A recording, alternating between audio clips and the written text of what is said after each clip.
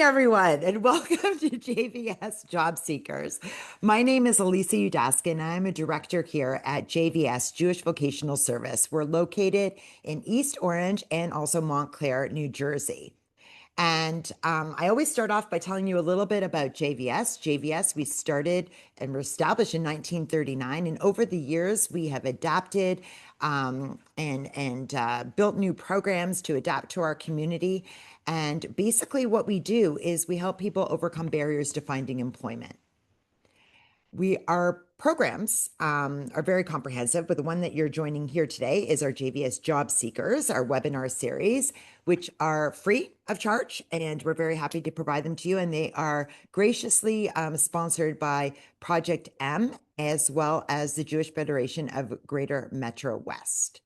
So I am going to launch into the program today. I am so excited to be welcoming our guest speaker, Philip Konecki. So this is going to be a little bit longer intro than I usually do because you guys got to hear all about this guy, okay? And I think he's an inspiration in terms of career, pivoting career, and doing a lot of good when he at this point. So here we go. Phil is a systems-minded instructor and program leader with more than 4 decades of experience across military communications, technical education, workforce development, and digital literacy instruction. His career is defined by long-term institutional impact, clarity-driven teaching, and a commitment to helping individuals gain confidence and agency through learning. Phil's illustrious career highlights include 17 years with the United States Air Force, thank you, Phil, in satellite communications, and program chair at ITT Technical Institute in electronic engineering technology. Phil created and taught Microsoft Office courses through his role at Career Services with Jewish Family Service in Dallas, reaching 3,000 students across more than 35 countries. Phil now teaches computer technology and digital literacy with Project M, which is one of our sponsors, guys. His courses include Microsoft Word, Excel, SharePoint, OneDrive, and Copilot, with a focus on building practical digital skills for the modern workplace. I am going to, in the email that I send out to all the participants or to all the registrants, send out links so you guys could join his free classes as well. Across every chapter of his career, Phil has been recognized for his clarity, reliability, and ability to make complex systems understandable, whether in military communications, technical education, or workforce development.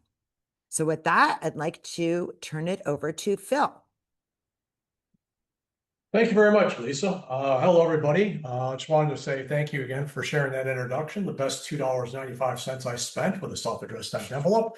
So I'm very happy to be here. It's been a long time. It's a lot of career. Don't adjust your monitor. My hair is white, so we're going to continue from there. So one of the things I'm happy to talk about today is popping balloons and dispelling urban myths. And I do that in the classes, I do that in the coaching.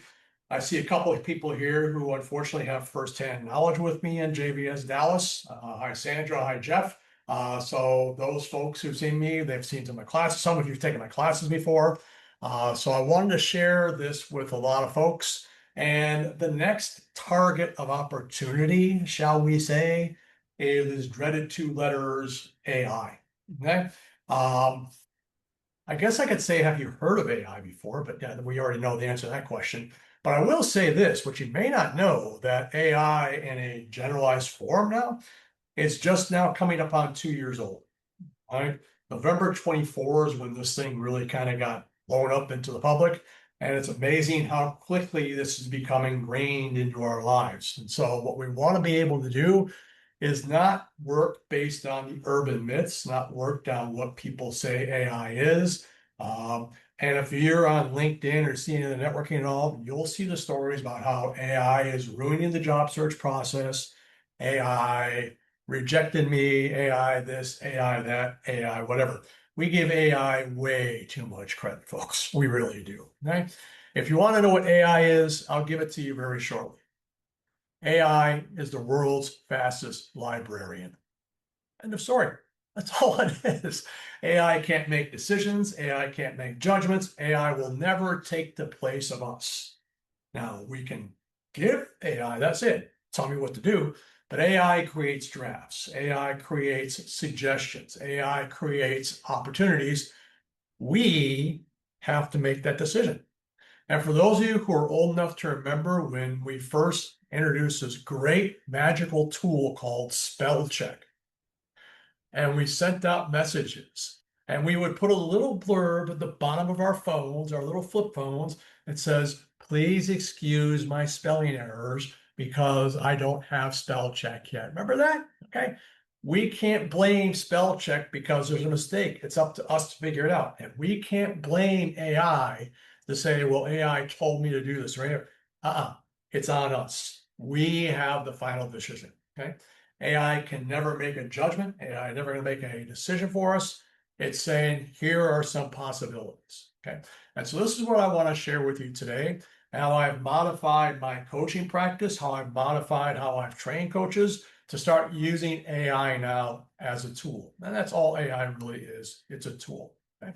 So with that in mind, our goal ultimately is to get out of the job search mode and into the complaint mode of I got to go to work again today and start collecting that paycheck. That's what we want. So we're going to show how can we get to that point as efficiently as possible. And it's something I call career fit. Okay. So we think everything is this magical fit. It's not. It really isn't. So without further ado, let me go ahead and jump into the presentation. So I'm going to show you some job descriptions. I'm going to show you what's on the job description. It's not always what the employer is looking for. Case in point, a few years ago, I had a client come up to me and brought a job description, and this was in 2007. And I kid you not, the job description said, must know Microsoft Windows 93. Nobody updates job descriptions. If you think about it from the employer's point of view, I have a job description. I get hired somebody. I don't need this anymore. I take the description, I put in the file cabinet, and I forget about it until 15 years later. I need it again. I pull out the same darn job description. Okay. So we can see what's on paper, but that's not what the employers are usually looking for. I'm going to share with you how we can figure out what that is. Now, back in the days when my hair was a little bit darker, we called that networking and going and talking to people, doing the jobs. I had a client who wanted to work at hotel front desk. I said, get up at 5:30 in the morning, go sit at the front desk in the lobby and watch the front desk people check people out, and go back at 3 in the afternoon, watch them check people in, watch them and do this. Now we've got AI that can help us with this now, and I'm going to share that with you here. Okay. All right. So as you got questions, please do put them in the chat. As Lisa said, Hannah and the good folks there in New Jersey are going to take care of it. And let's start by proving that kindergarten teacher wrong, that I can share well with others. Let's take a look at this. Okay. All right. And so hopefully you'll be able to see my title screen. Lisa, everybody, can you give me a thumbs up that we got a good screen up there? I can actually even speak. Yay! We can see it. Go. Outstanding. All right. So I'm going to leave my chat off on this. So hopefully you all keep an eye on the chat so I have room to see this. Okay. Good. All right. And so our title here, as you can see, now I use Copilot. Copilot is an AI. Okay. There are lots of AIs out there. If I ask you what's your favorite car, I'm going to get a list of 58 different automobile makes. Same thing with AI. You want Copilot, you want Claude, you want Gemini, you want ChatGPT, knock yourselves out. Okay. So what I'm going to share with you is not necessarily a sales pitch for Copilot. I like it because it comes free with my 365 application, and I do like free things. But you can use any AI out there to do what I'm about to share with you here now. Okay. So again, our job is not to be the fastest application out there. We're not going to start cranking and cranking and crapping. We want to start applying for things that make sense for us, things that we want. So with this title, usually what I get from classes and people that I'm presenting to is, what the heck is career fit? What does the term career fit actually mean? So let's take a look at what career fit actually is. Amazingly, there's a slide on that. Who could have figured? So what career fit means? Number one, what does the employer need done? Okay. let's just cut to the chase here right now. The only reason any human being will ever hire another human being is because they have a problem they either cannot or do not want to solve themselves. That's it. That's all employment actually is. If I need somebody to cut my grass, and I'm going to pay you $50 to cut my grass, well, that's not too much money. Well, if I'm going to lose an hour and I happen to work in a very high paying job, it may be worth it for me to pay somebody to cut that grass. Or maybe I need somebody to come into my home and rewire my electrical circuit breaker panel.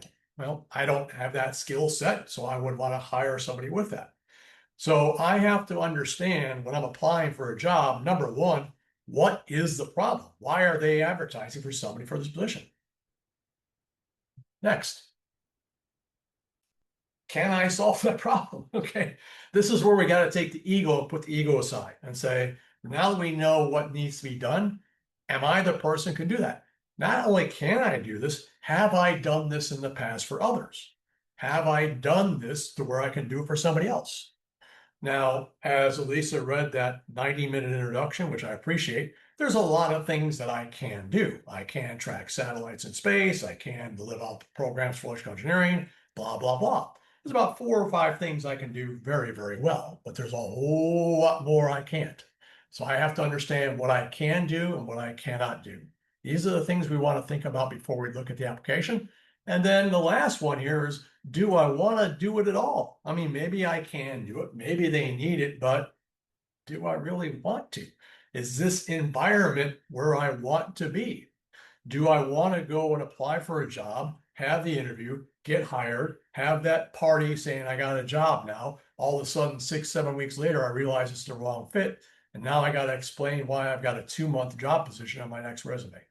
So do I want to work for that employer? Understand that that's a place that I want to go to work for. Okay. This is what I call career fit. Okay. So job descriptions, okay, or job postings, I should say. There's a lot of stuff on them, and sometimes we read the job posting and it's like we're ready to go to sleep. Like, okay. Some people rather read a lease for an apartment than a job posting. Trust me, it's a long thing. But a lot of times they're just words, and it's almost boilerplate language. We all say the same thing in these job descriptions. So what we want to do is uncover what the job posting actually is asking for. You look at a job description or job posting, one of the first things people look at is the responsibility section. You know, what is on this responsibility? What do you have to do? What are the things that are done? And this is basically a laundry list of what somebody needs to get that job done. Not the priorities, not what's in there, but just basically a list of ingredients. That's all it is. They talk about the responsibilities, but not what it takes to be successful in those responsibilities. These are the things that we want to make sure we pick up on and learn about, okay? They also describe the job responsibilities, but they don't describe how things work day to day. They don't describe what's going on internal in the organization. They don't describe whether or not this is a place where I want to meet the people and I want to sit down and have lunch with these people. You know, it's not in the job description, okay? So when we use AI, and again, I have Copilot up there because that's what I'm using. When we use AI, AI's job is to find out what the answers are, but not create the answers. That's the big difference people misunderstand about AI. AI can sift through and look at a lot of positions and say, here is what I can come up with as the least common denominator for these positions. It's not going to create anything out of thin air. Now, how does AI do this? I'll talk about how it does it in a little bit. It's not magic. It's not this all-powerful super brain somewhere. It's a very simple process. So again, number one, what's the problem?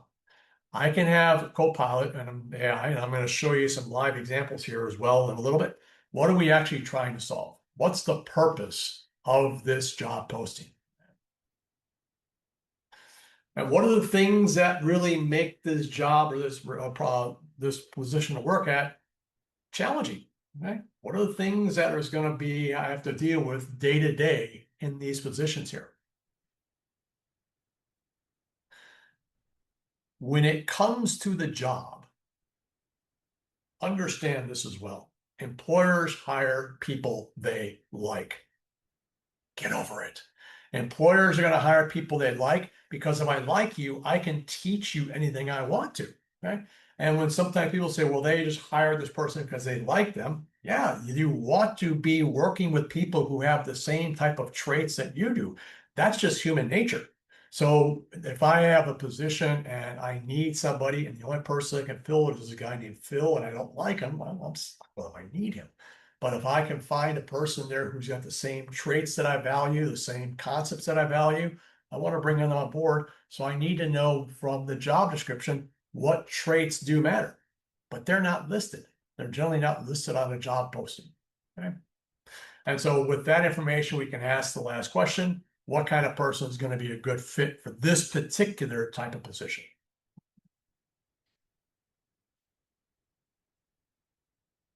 All right. So, wow, look at me not being able to spell the person and the fit. We're going to come back to that a little bit. How are we doing with any questions that jumped up? Anything that we want to take a peek at before I start going forward? Yes, please. Actually, so this question is from me, Elisa. You're making me think of, do you remember, Phil, back in the day when you would apply to a company and maybe a consulting company, accounting firm or something like that, and they had you do like a personality or a culture fit test? Do you remember that? Do Oh, they? yes. I haven't heard any of my clients or anyone saying whether they do that anymore. And so you just brought up that we want to be able to anticipate that how you can answer to show and demonstrate that you're a fit, right? So you can prepare well for the interview. Are companies still doing that type of test? I imagine they're doing it in some shape and form. It may not be the check this box like we're used to, but I'm Okay. sure they have some type of a way to evaluate the person themselves, whether it's a reviewing your social media post, whatever. Now, again, back in my Ah, day, you're too young, Elise, so you don't remember this, but we did not used to have social media. Okay, so oh, now we've got this, and this may be a way that they're checking people okay. out where they don't need that. Excellent, excellent point. Okay. So they're already seeing that. But okay. So there are two questions, and I'm actually going to read them just for expediency's sake here. And then, of course, everybody, you'll have a chance to speak directly with Phil after. Okay. So James asked, do organizations leave the use of AI assisted tools to individual preference, or do they provide best practices training for use of AI assisted tools? Normally, employers are going to have their staff use the quote approved AI for whatever that organization is. Um, JVS Boston uses Claude a lot now. A lot of places are going to have their own AI that's approved for their organization, and they're going to provide the training on that particular type of AI that they've approved for whatever their reason is. If it's an industry like banking or healthcare where there's a lot of protected information, they'll use a different AI tool than if it's just, let's say, a dry cleaner trying to organize customer lists or things like that. So normally it's based upon the employer, what the employer has selected for themselves. Yeah, and I think that a lot of employers are and organizations are putting in AI policies now. So it's still an evolving thing going on, just like they have policies about the use of Google and search and what you're allowed to you do at work, right? Exactly. One more question. There's a big word in here that I don't really understand. Maybe Phil, you do understand this word. Okay. So Amy asks, AI doesn't create anything out of thin air, but what about confabulations? Do you know what that word means? That's actually kind of a synthesized type of question where I'm going to take part of after A and part of actually B. For those of us not familiar with a fancy word, we call that Frankenstein. We're basically going to put a bunch of different things together and make this solution out of it. It tries to do that, but it generally is going to rely on sampling millions of positions that are out there that are the same type of positions. We're going to come to that a little bit later, but that's a good point to make as well. We're not, again, creating, we're not extrapolating like part of column A, part of column B. It's not that intelligent. It really isn't. Okay, thank you. So please proceed. Okay. So the person or should be the fit. Go ahead and make your your survey notes. Phil can't spell. First thing we want to figure out is this job me? Is this something that I feel? Is if Elisa says, "Hey Phil, can you do a presentation to 75 people?" Oh my gosh, well, yeah, I can handle it, not a problem. So I'm happy to do that. Other people, no, I can't talk to this many people. I'm fine. So understanding is it, and then is this where you want to be? Okay. Um, I've been in a few different environments. I've been with the government. I've been in corporate America. I've been in nonprofit organizations. I've done contracting work. As long as I'm able to provide a solution for folks, I'm happy to be in that environment as long as they want that solution. So that's what I know about myself. We have to answer this question for ourselves before we even pick up a pen and start doing a resume. What is it that we want? What kind of environment are we looking for be into? And then, is this worth my time? Okay? Is this a position that I want to go to? Um, I always used to tell my clients, if you want to learn about working, go volunteer somewhere. Go volunteer somewhere that you like to go to, because you're not going to get paid. You're going to have to spend gas money to get to the darn place, but you're going to go there because you care about the mission, whether it's saving one-eyed poodles or, packing school lunches, whatever it is, something you believe in. We want to believe in the employer's mission the same way as much as possible. Not exactly, but we do want to say, hey, I'm happy to work for Project EM when I meet somebody at the vegetable aisle in the supermarket. I'm happy to talk about that. So as we look at this, we're going to talk about interview questions as well. But what I'd like to do now is pause on this and show you what I'm talking about. Let me bail out of this for a second here. And this is all interview stuff. So let's bail out of here for a moment. And let me demonstrate for you a couple of things. Okay? One of the things that I had to learn, and Elisa, believe it or not, you helped me with this, was the word prompt. Okay? I got asked lots of times, Phil, what kind of AI prompts do you use? What the heck are you talking about? What the heck is a prompt? Oh, I figured out it's a question. All right. So if I want to make things sound really fancy, I'll say prompt. But what are we talking about here? What kind of question are we asking AI? That's all it is. But again, it's AI, so we're going to make it fancy. So I'm going to show you the prompts that I use to evaluate job descriptions with my clients, and we work together on this. And my clients learn how to do this for themselves. They can go out and start doing the same thing and getting their own information, and then come to me, and I can now help them with the evaluative process, not the step-by-step broom cleaning process, I call it. So I've picked out a couple of jobs here. One is an admin assistant position. There's also an IT help desk position. I just want to kind of give you an idea of what my Copilot can do and provide this information. So with that in mind, let me share again. Okay. Share. There we go. And you'll see my wonderful desktop, much rejoicing. And I copied the job descriptions, but I basically just took and put them on Microsoft Word because I don't like to pull things off the web. So I copy it off the web, I put it into a Word document, and now I can manipulate this a lot easier than I can off a web page. So this was an administrative assistant position in Newark. And what I do is I just find the information about the role. A lot of the job descriptions will have things like, we're a great company and come work for us. Those are commercials. I'm not interested in that. I'm interested in what the role is. So we're going to highlight that aspect of it here. So we are seeking. That's what we want to get. So I'm going to start selecting all of this. Qualifications, what we're looking for, blah, blah, blah. Okay, that's the next job. So we're good to go here. So I'll take this. My favorite statement, opportunities for career growth. Love that statement. Then I copy this, highlight this thing, just do a right click and copy. I'm going to take and copy it. Then I go to my AI flavor of choice, which for me is Copilot, which is right down here. And I'm going to enter this into Copilot. Elisa, can you confirm we're looking at my Copilot page? Thumbs up or something? Yes, everything is great. Outstanding. Okay. So I ask two questions generally whenever I use AI to evaluate a position.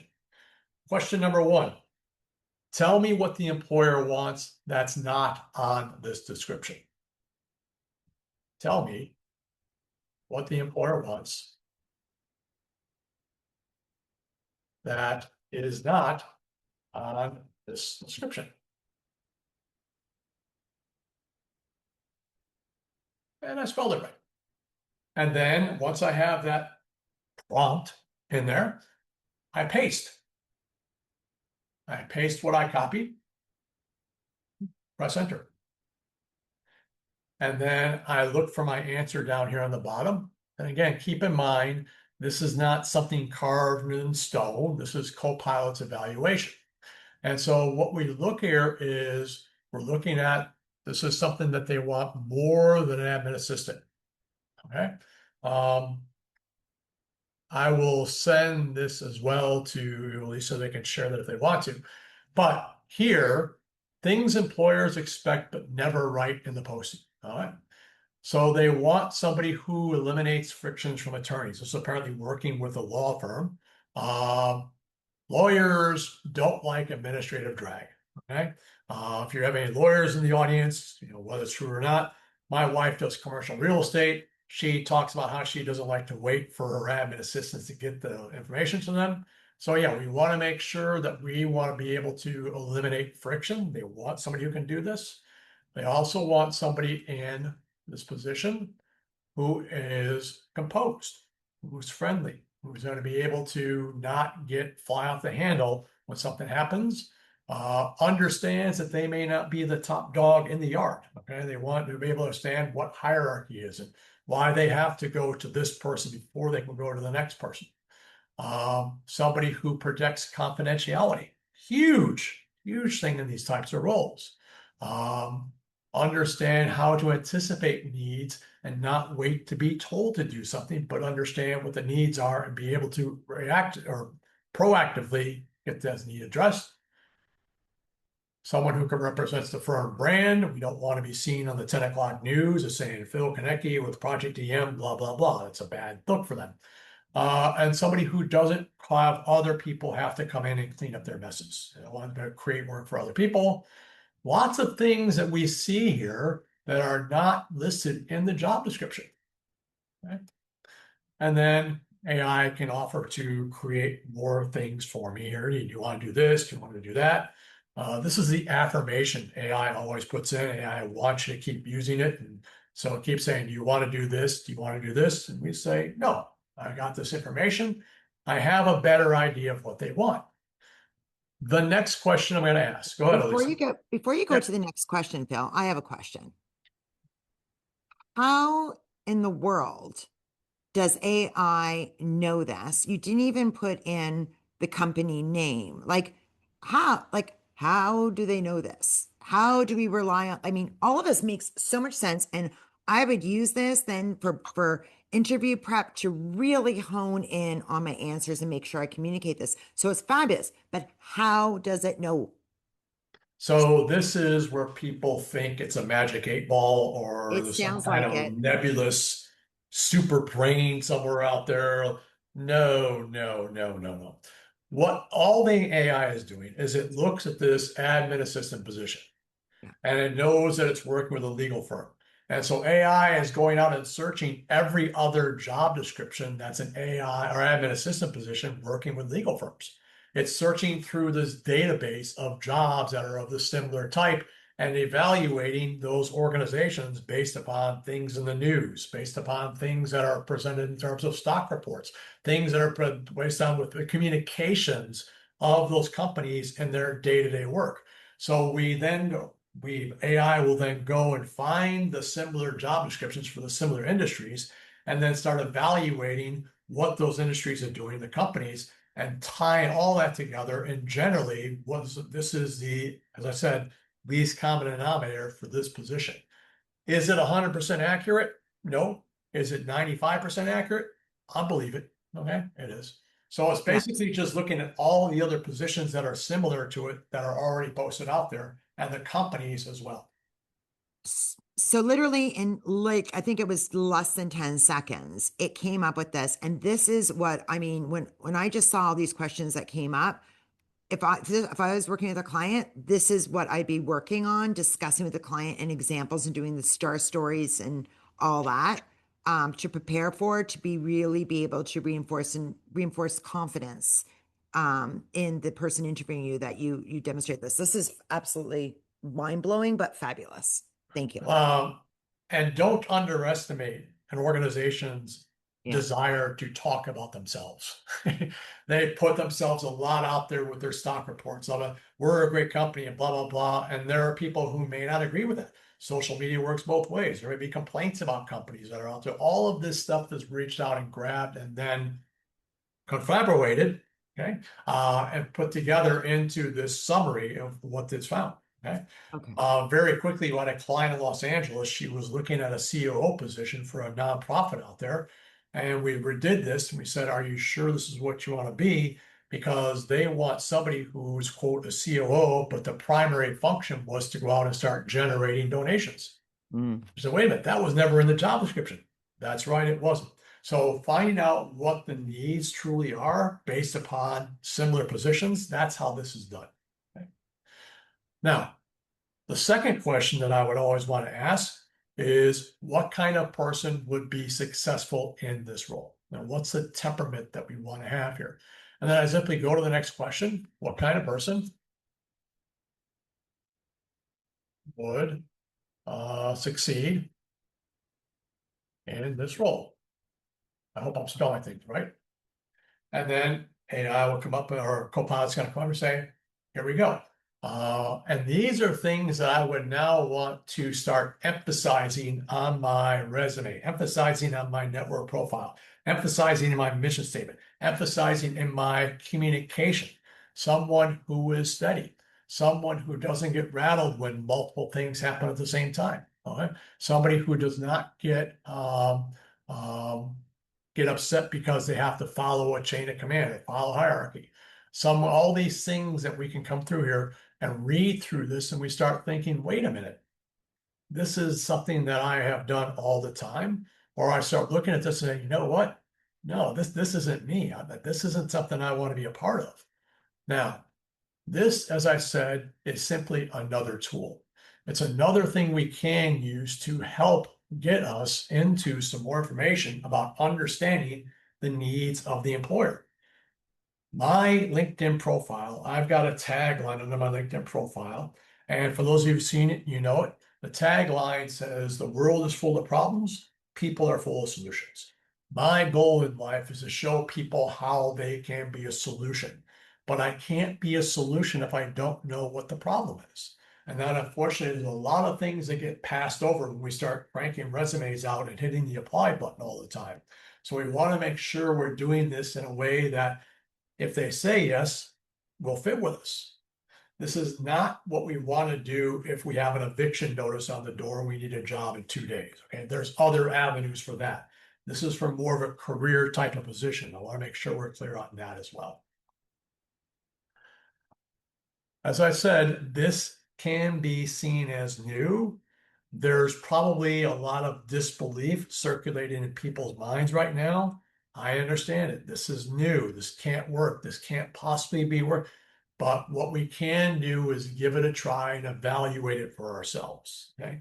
This is not something that has to be done. This is something that if we try it and use it and we start thinking, hey, this might help me tailor myself and present the facets of myself that the employer wants and can use, I'm not going to change who I am for the job, but I want to make sure that I present what I can for the employer to show them that I am that fit.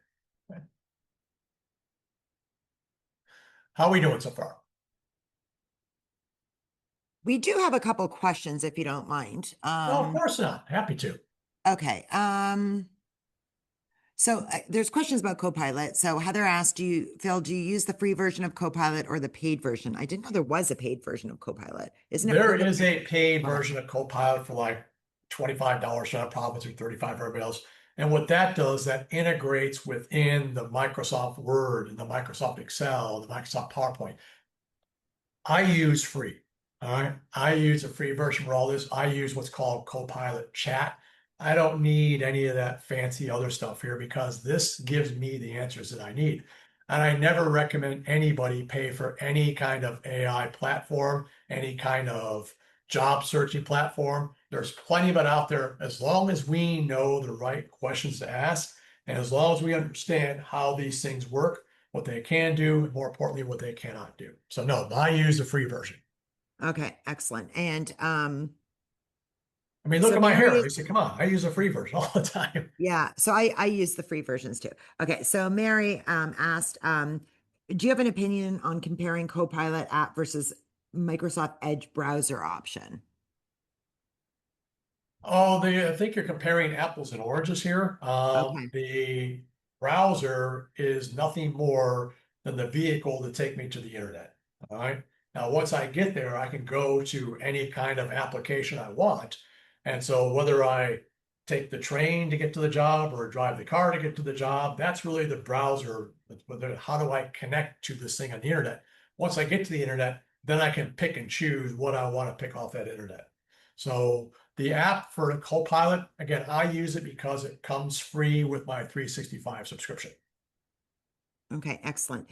So Luther, we're going to hold your question to the end, okay? Because it's more about it's not exactly on this topic, but definitely you can ask Phil after, okay? Kim, huh. So Kim asked a question. I'm not, you might have to help me here. How about titles and roles that have a diverse number of names, especially for niche roles? I think that if there is if you're looking at a position, whether we call it light or eggshell or light blue. I mean, the name, it becomes almost irrelevant. We look at what are the functions of the roles, what are the responsibilities of the roles. I would really, normally I don't even bring the title in when I copy.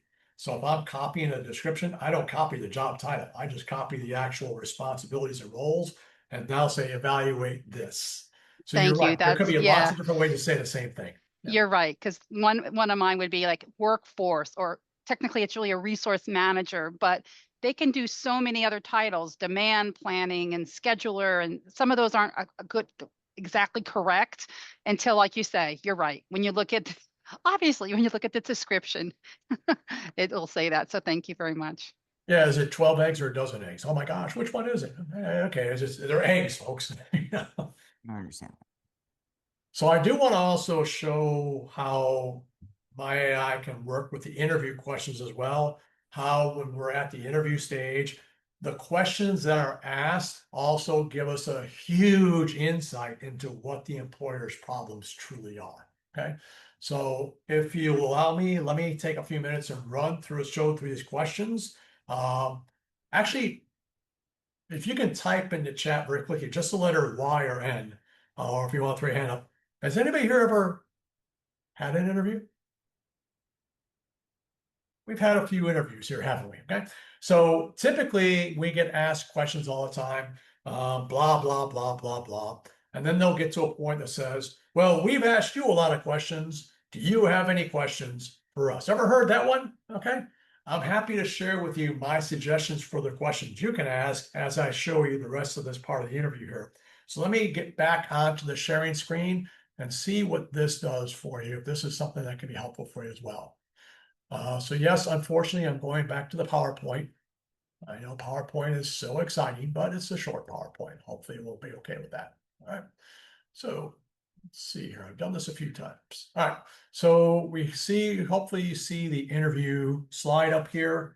As I said, it can talk a lot about what the employer needs based on the questions. Now, you may not know this, but employers will usually ask questions from 5 different categories when they ask interview questions. There's typically 5 categories where questions come in from, and we'll take a look at these here. Okay? Question or category number 1, stress, conflict, and pressure. I mean, why would I want to know about stress on a job? Are you kidding me? Okay. So you may have heard these questions in the past. Okay? Describe a time when. Okay? Tell me about a time when. How do you cope with stress? Okay. So these are the questions you're going to hear a lot. Okay. That's great. But what I want to know is, why are they asking these things? What are they looking for here? And so when I hear questions like this, or if I hear a lot of questions about this, I know right away this is not a smooth running interior workforce organization. Okay. I know there's clicks. I know I don't have to walk into the room. I can pick this up just from these types of questions. Or the fact that things are going to change a lot. Okay. Things are happening around here. So how do we stay effective in a time where they're working in a place that there's a high stress environment? Okay. So that's one category of questions: stress, conflict, and pressure. Another one, there you go, the friendly one. Tell me about your greatest accomplishments. Tell me how creative you are. How are you resourceful? What's your greatest? Oh my gosh, we are locked and ready to go, aren't we? We've got our star stories written out. We practice in front of a mirror. We're ready to go. Ask your questions. I got you covered. Why do they care? Okay. They want to know you can solve problems on your own. Okay. I don't want to supervise somebody and have to come back to them every 5 minutes saying, no, we're pushing this button. No, we're doing this over here. Can I be trained? Can I work on my own? Show me how I can see you as an employee, that I can say, here's what I need you to do. Come back 8 hours later and expect it to be done. Right? I don't want to hire somebody who I have to be able to come in and just say every 5 minutes, here's another answer, here's another answer, here's an answer. Okay? So can you also figure out what to do on your own? So are you resourceful? Are you creative? Can you move forward when the direction isn't clear? Okay? These are things that employers are looking for when they ask these kinds of questions. Okay? Next, part of this one.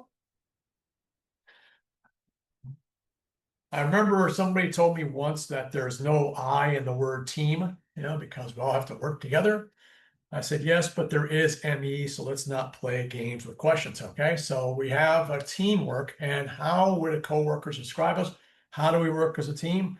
Again, what are you looking for from the employer's point of view?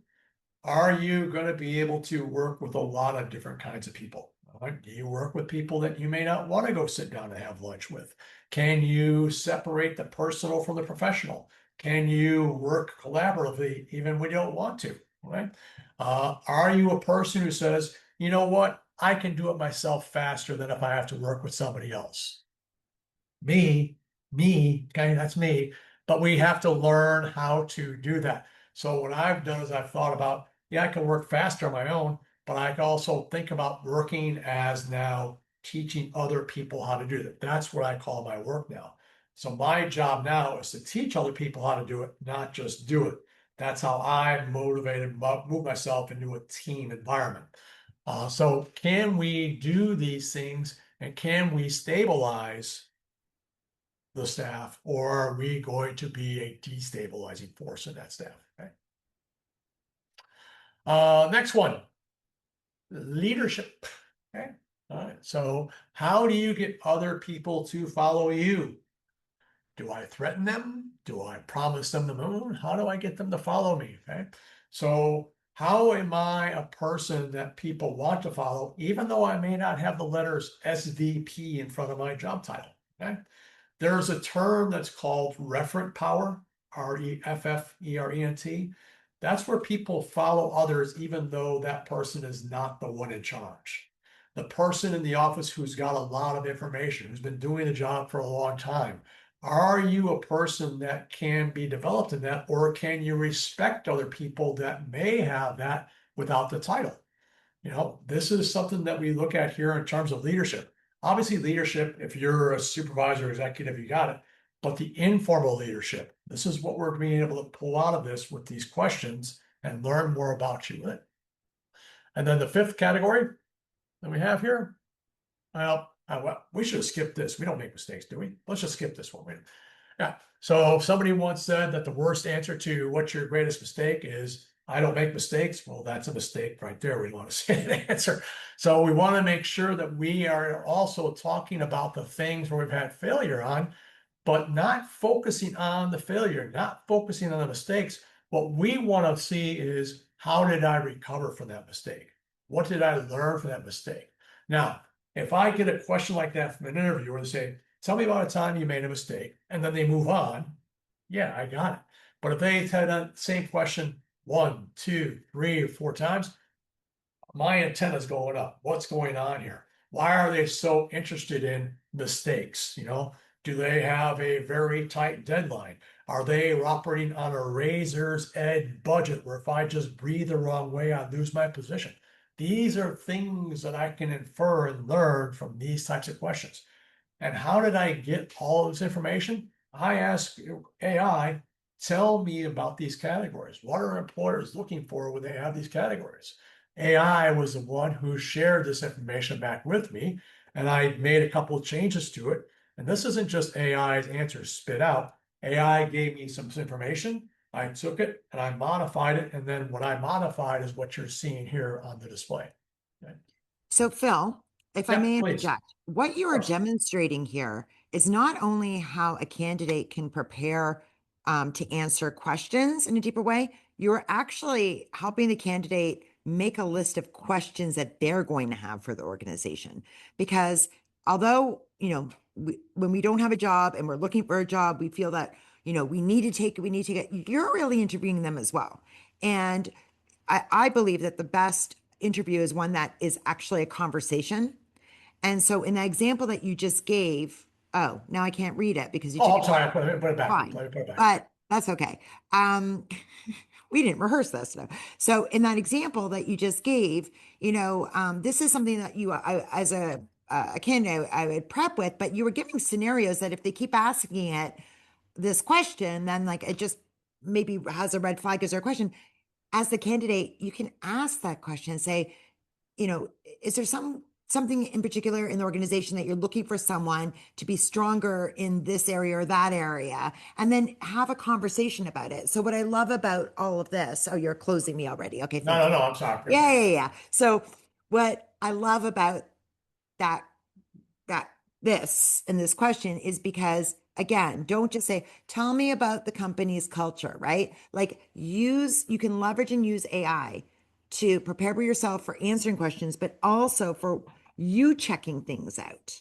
If you go in confident with like good questions and thoughtful questions, it's about them. What did Phil say before? What did Marty say last time? They have to like you, right? At the end of the day, too bad, too sad, but they have to like you, but you have to like them as well, right? And Elisa, because I like you and your organization, I'm going to give you the 2 best questions you can ask on the interview just a little bit because I like Okay. you. Okay. So I'm going to give you the 2 best questions to ask. And you may be hesitant to ask this, but trust me, they work. Okay. Okay, go. And then closing, so we don't want to apply as fast as possible. We want to apply as smart as possible. Okay. All right. So let me share the rest of the end of this interview here. And if you want to write these down, please feel free to do so. The first question that I recommend my clients ask, it's a question we ask before the interview starts. A lot of times people will get a rejection notice and they'll say, well, they never told me why they didn't like me. Okay. They're not going to because they're done with you. Okay. We need to find this out. So before the interview starts, here's what I always recommend. After the introduction, hi, my name is Phil. Okay. And I'll say something. And I did this when I was in Dallas, my first job interview there. And we went to an office. And I said, before we get started, can I ask a very quick question? And because they were in an office, they were wondering if I was going to ask where the bathroom was or if I could use the restroom. And they said, yeah, sure. And I looked at them. It was like a 5-person interview. I'm the meat in the middle of the table. You know how that goes. Why are you interviewing me? I asked that question at the very beginning. I asked that question before they ask any question of me. I'll say, before we get started, I have a very quick question. Why are you interviewing me? Now, oh my gosh, how dare you ask that question? I need to know what they think. I need to know if they think that I can do something that I can do. I want to know why they are interviewing me. Not only because I want to know what they think, I also want to know what to talk back to them when they start asking me questions. If I like chocolate ice cream, why are you going to give me vanilla? So if they talk about, and they told me, well, we love the fact on your interview that you had on your resume, which you had military service. We liked in the other interviews, you answered your questions short and direct, use good examples. And this is the way we're moving forward here. Okay, great. Ask your questions. Every question they asked at that point, I brought up the military. I used short, direct examples. I kept feeding them what they liked. But I have to know what they like before they ask the questions. And so, oh my gosh, how dare I ruin their day? Like how I should be so grateful they're even. No, no, no. They are interviewing me, so they already know I can do the job. If they thought I couldn't do it, they wouldn't book time with me. I'm interviewing to see if I care about working with them. Okay? And that leads me to the only other question I tell my clients to ask at the very end is, tell me why I should work for you. Why should I work for your organization? Oh my gosh, are you kidding me? Oh, we're going to ruin it. They're going to throw me out. No.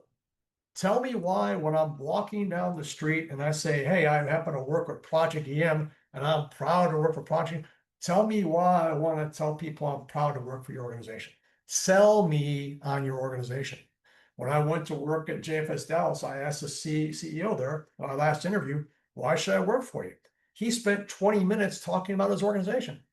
Thank you very much. Let's sign the paperwork. Let's go.